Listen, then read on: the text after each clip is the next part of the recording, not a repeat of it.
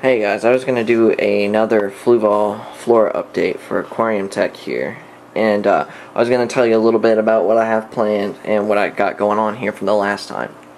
Now, as you can tell, the plants have grown significantly since the last time I made an update, okay? And they're still the same plants. I think I added like 2 more of the plants in there, but you know, other than that, it's those plants that looked like originally that like they were gonna die, and I just grew them up. So that was pretty cool. I got, and if you watch the last update, you know, I'll tell you I got them for free, and I'll tell you about that. But anyways, I'll tell you what I got going on here. These ones right here in the front are a couple of those plants that I was telling you about. They got molded by algae in the store, and they gave them to me and thought that they were gonna die. That one's a new case, but has the same story. As you can tell, that thing has some algae on it. And then I added if you can see it in the back there, it's got a little bit of algae on it too. An Anubis back there. Added one of those. And let's come from the side here. And I have a little melon plant growing back here. I need to do some gardening. I have some dead leaves in here I need to pick off and stuff. I just haven't had time to do it. And I need to do some algae cleaning. But my Siamese algaeator I have in here is being really lazy too. But anyways, I got that, and then I don't think you can really see it from here. It's kind of blended into the background, but there's a piece of wood in there, and on that I have a couple crypts. I think they're crypts growing on, and I kind of forgot.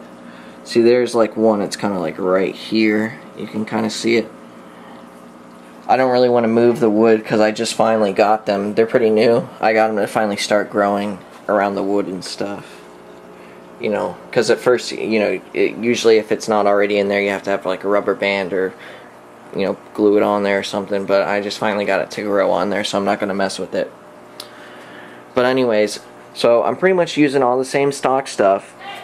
The only thing I did really was, now I have this here for example, to the filter. What I did was, of course, I used carbon in here. I know it's a planet tank, and people, you know, some people are gonna go yada yada yada about that, but it doesn't. I find carbon pretty helpful in all ways. But anyways, I have this one here for example. What I did with the one that came with it though is I actually split it in half, because I tried using the block fully, but it doesn't work and it clogs it up and you have to clean it. So I basically cut this in half like this, straight down here, and I put one right in the intake, like right around here on the intake of the filter, so you kind of have, because this is very coarse, which is good, so it'll let most of it, you know, it doesn't really get too much of it, so it won't create blockage, and that's part of why you cut it in half.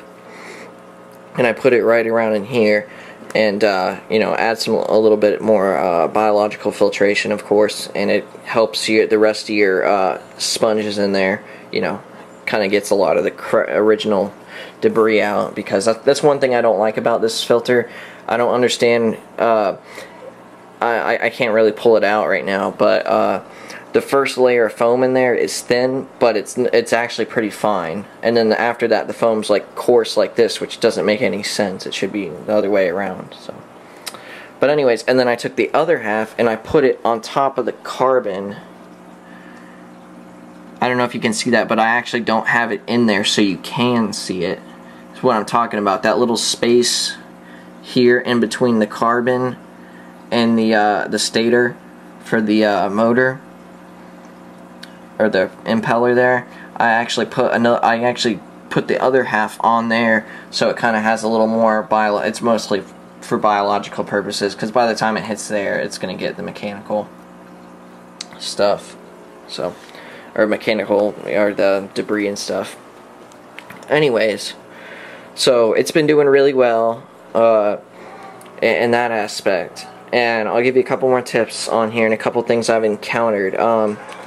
I've had some problems with the actual, well, not really problems, but just a couple annoyances with the gravel here. Of course, you know, if you watch the other dates, it's very light, very I don't want to say light, but it's very you know, it's not dense. It's the opposite of dense. I can't think of the word. But so what happens is, you know, when you're cleaning it, it's very easy to suck in a lot of it. It moves around very easily. You have to be very careful when you're cleaning, and especially with the plants in here, they don't make it any easier. So even though it grows plants well, you know, it's a little bit of an inconvenience in every other way. Also, sometimes I get little cruds up here. I originally thought I was overfeeding, but I've pretty much narrowed the issue down to either being not enough flow, or you know, just not enough surface tension, or I'm sorry, you know, kind of, I guess you want to call it gas exchange. You know, not enough stuff breaking on the surface, on enough you know, surface agitation and stuff.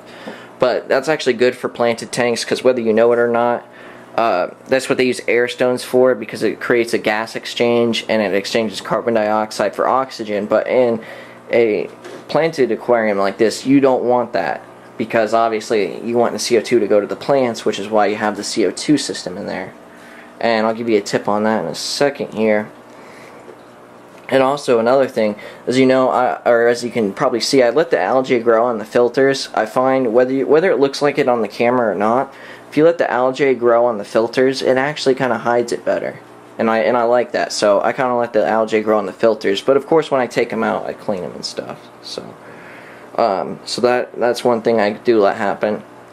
And as of right now, I have, fish-wise, I have a cardinal tetra and a neon tetra and a Siamese algator.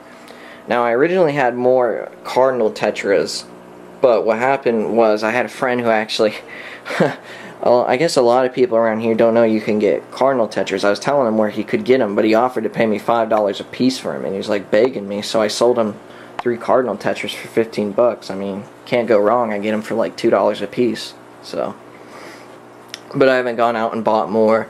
And I had a stray neon. I don't know what he was doing. He was in one of my other tanks, so I went ahead and put him in here because he matches up with it. So, and like I said, you know, obviously I haven't put out videos, so I haven't really had time for aquatics and stuff. So, but anyways, and then also I had this little filter here. I originally had like a little beta tank that I was using this for, but I moved the beta, so I put this little filter in here. It's one of the little dive toms or whatever.